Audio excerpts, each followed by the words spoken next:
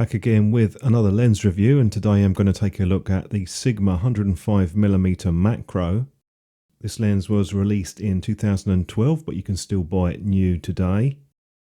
We'll just have a quick rundown on some of the specifications and features. I'll do a quick unboxing now. I have time stamped everything, so feel free to skip ahead. Sigma do supply a fairly substantial case, and it's quite big, but it also has quite a lot of padding as well. There's a couple of felt covered inserts there, and they also give you a shoulder strap for that case if you want to use it. You have a few different options here with how you put it in. If you're going to use that case, you can actually leave the hood on. Here's the user guide. There's one important piece of information with that, which I will show you later. Sigma include two lens hoods for this particular lens. One is for full frame and the other is APS-C. So the idea is with the APS-C, get additional shading by using that extension tube. If you are using it on full frame, just use the single one. We'll do a quick tour now of the lens. The first thing you'll notice is a fair amount of weight on this lens. It definitely has some heft.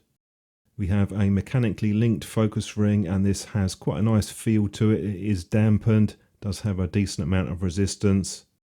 These are the switches on the side of the lens. We have a 3-position for the focus limiter, AF and M, autofocus and manual. One at the bottom is the optical stabilizer, and you have 1 and 2, 1 being the normal mode and 2 is for panning. The build quality on this feels quite good. It feels dense. It's mostly plastics, but the bottom part near the mount, that's also metal. Have no complaints at all with the build quality. Certainly feels substantial. I'm looking at the Nikon version, and that has a mechanically controlled aperture. Obviously with the Canon, that would be electronic control. Quick demonstration with the autofocus at the full range. It's not particularly quick, but average I suppose really for a macro lens. Once you engage the focus limiter, that improves things quite dramatically, so it's definitely worth using that for some subjects.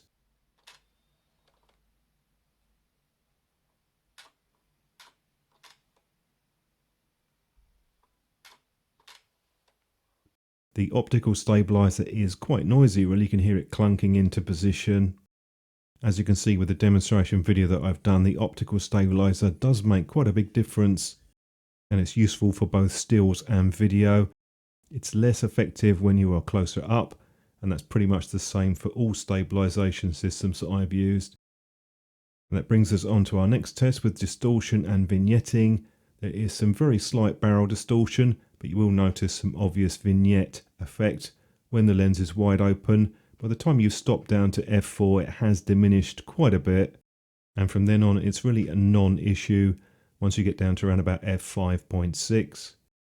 Moving on to the resolution now. I've done a few test shots on this.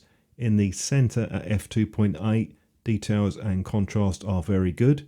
There is a slight improvement when you stop down, although it isn't a big jump. Once you're down to f5.6, I don't see any difference much, so perfectly usable wide open at f2.8. Corners are also surprisingly good wide open. There is just a very small hint of softness in the extreme corner. Not a big difference between f4 and 5.6. So again, perfectly usable wide open, just stop down very slightly to tighten up those corners. And I did test it on the other brick wall tests that I did. Although they are far from poor wide open, they are actually quite good. Next up, I did do a quick test with the chromatic aberration. You'll see very little of this in real world shooting, even wide open. In the background, you can occasionally see some green fringing in the out of focus areas. It's very mild though, and I've never really seen it cause a problem. Lens flare on the other hand, that was a little bit disappointing. I expected perhaps a bit better from Sigma on this. There's some fairly obvious flare spots that you can get. As far as the out of focus areas, and I've got quite a few shots now, just to give you different examples, different distances and different apertures. And what I found is, and this is reflected with normal shots as well, which I'll show you some more later on, it's very smooth in the foreground and background. I've rarely, if ever, seen an issue at all, even minor ones, with the out of focus area. Even stopped down in busier scenes, it seems to do quite a nice job.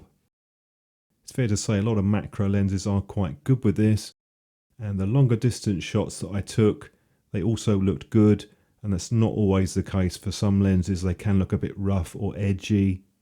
It's one of the nicest lenses that I've used in terms of the background blur and out of focus areas. Give you some examples now of some macro shots that I've done, and again with that nice rendering that also plays over when you're doing close-up shots, and the resolution and contrast is excellent. Even wide open, you will obviously for most macro shots be stopping the lens down, and I'll show you some cropped in shots so you can see close-up details. If you are using an APS-C camera, there are some advantages with macro. You get that additional crop. The magnification remains the same, it's just pushing in with a tighter field of view. But it really depends what you're using. If you're using a full frame high megapixel camera, you'll have more of an ability to crop in. As far as the macro performance, I've no complaints at all with this lens. The only thing to bear in mind is that you will need to stop the lens down to get more depth of field, and you may find that focus stacking can be quite useful as well. I thought I'd just show you quickly the aperture changes with this, and they have a little chart that was on the user guide. This is perfectly normal for a macro lens. What happens is the closer you get, the effective f-stop is reduced. Nothing to worry about on that, it's perfectly normal. That's exactly how macro lenses work. And I'll finish off now just by giving you some more examples. This lens, although the focus speed isn't that fast, if you've got the limiter on, you can absolutely use it for things like action shots.